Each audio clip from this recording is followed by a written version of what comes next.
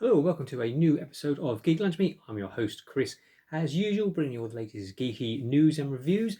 This week, it's our first birthday. It's hard to believe that it's been a year since I started the channel back during like the third or the fourth lockdown we had here in England. I can't remember which. But yeah, it's been great since. More views than I thought we would get. A lot of you have been subscribing, which is fantastic, and a perfect opportunity for me to say, if you haven't subscribed yet, why not think about doing so? It helps out the channel a great deal. Yeah, looking back on the last year, it seems, looking at the stats, that you like Indiana Jones 5. Anytime I mention any of the news to do with the next indie film, always gets big views. Which is great, and Ghostbusters Afterlife also was getting the views in, which was great.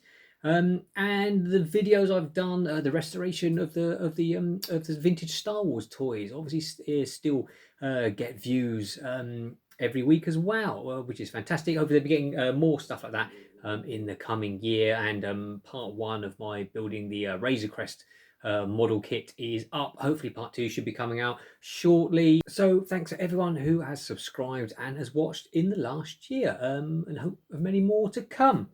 This week, again, still not a lot of news happening. This time of year is always the same. Some horror news this week. Scream 6 has just been announced. So the last film that came out recently obviously did enough business to warrant another one. I didn't see the last one. Reviews were sort of iffy. I mean, by the time you get to sort of the fifth film in a horror franchise like that, there's probably only so much you could do. But yeah, Scream 6 will be coming at some point.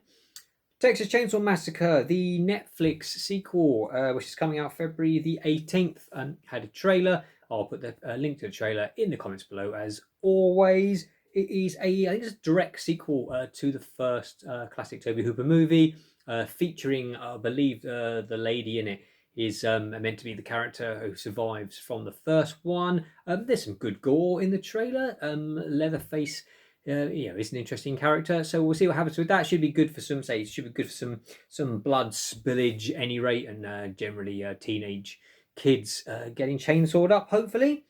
Also, Evil Dead Rise got a new poster, which is coming from Lee Cronin, the Irish director, who sort of most famous for doing The Hole in the Ground, which was a creepy little film about a single mother in Ireland, I think, living out in the countryside with her son, and the typical sort of creepy little kid shenanigans going on, where she starts to think that maybe it isn't her son after all, and that possibly he's been replaced by something. Yeah, and I remember quite enjoying it. Quite a few years since I've watched it, but yeah. Evil Dead Rise also seems to indicate. I know they said it was not sort of taking part in the Cabin in the Woods like the previous Evil Deads, and was going to be a much more urban film, and I suppose with a high rise building. Obviously, as the name implies, I think it's coming to HBO Max in the States in May. So I'm not sure what we'll get here in the UK. I don't think, obviously, Bruce Campbell isn't returning as Ash, which is a shame. I think him and Sam were just sort of executive producers. Sam Raimi, obviously, executive producers on it. But yeah, I wonder if it's taking a more serious tone, like the Evil Dead remake that we got last as well. So yeah, we'll see with that one. Lord of the Rings of Power, Amazon's Lord of the Rings prequel movie set during the Second Age, I think it is. They released not one, not two, but 23 posters. I won't put them all up. You can happily Google them. I'll put up some of my favourite ones. Yeah, just highlighting. It looks like a lot of the costumes. That looks like they're keeping with the visuals from the films, which is why not? Everyone loves Lord of the Rings trilogy and the Hobbit trilogy to a degree, although it was overlong and bloated. So yeah, it looks like they're keeping with that same visual style. So yeah, that's coming to us September the 2nd, so a while to go on that one yet. That's about it. News this week, not a great deal to say going on at all. Things I've watched, obviously, I suppose the big thing this week, and some spoilers definitely coming up. So if you've not seen it yet, fast forward this bit. But the book of Boba Fett, increasingly becoming strangely named, as once again well, obviously Boba Fett didn't turn up in the last episode at all. In this episode, he turns up for about 10 seconds at the end and doesn't say a single word, just gives a little head nod, and that's all he's up to. But yeah, again, mostly carrying on from the last episode where Mando said he had to go and see his little friend, and see his little friend he did. We got to see Grogu again, and the return of Luke Skywalker, and I must say the effects work on Luke absolutely a step above what they did at the end of the Mandalorian, especially this because it was all like mostly in broad daylight as well. Some really good work going on. And Ahsoka turning up as well. Easy to see it with Dave Filoni co-wrote and directed this one. So all of his favourite elements, Clone Wars, seeing Order 66 from Grogu's point of view in the temple. I'd say obviously Ahsoka, the character that he created. Just fantastic seeing the beginning of Luke's academy, which presumably is the one that Kylo Ren will burn down eventually.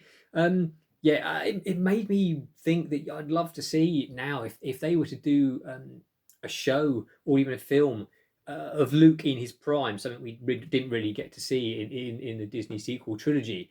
With the effects works they've got going on now, I think it would be absolutely fantastic. I'd love to see the sort of Luke's Jedi Academy, a story, of that, of him gathering Jedi from around the galaxy. I'd be all up for that.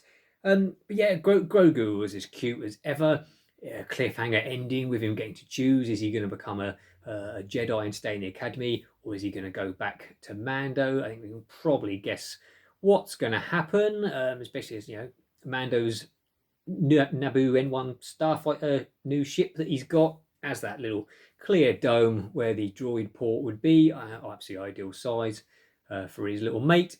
It just really just another great episode. And just but very strange again, just the structure of a Boba Fett series where the two best episodes he's not been in, and it's basically been Mando 2.5, and now there's only one episode left next week, sort of to tie it all up, and this coming war they keep on talking about, and this big action, which makes me wonder, is it just going to spill over into Mando 3, that we're not going to get any real resolution, unless it's all going to be sort of very hurried and rushed. It'd be interesting. But so Book of Boba Fett, another really good episode, just very Star Warsy, all the stuff that we like to see. If you're a Boba Fett fan and we're after some Boba Fett action, this is like rapidly not being the show for you. But I absolutely loved it. That's about it for this week. So hopefully I'll try and get the second part of the Razor Crest making of video out soon. I'm just waiting. Unfortunately, I haven't really got any room for doing airbrushing indoors, so I have to do a lot of it outside on the patio. And unfortunately, being in England, the weather is not good. I was going to do some today, and it is blowing a hoolie, and looks like it's going to rain. So as soon as I can actually get some airbrush work done, I can finish off editing the video and get that out. Hopefully, should get another video out this week as well, like an unboxing of the Goonies board game that I've just got. So until next time, take care and eat geek and be merry.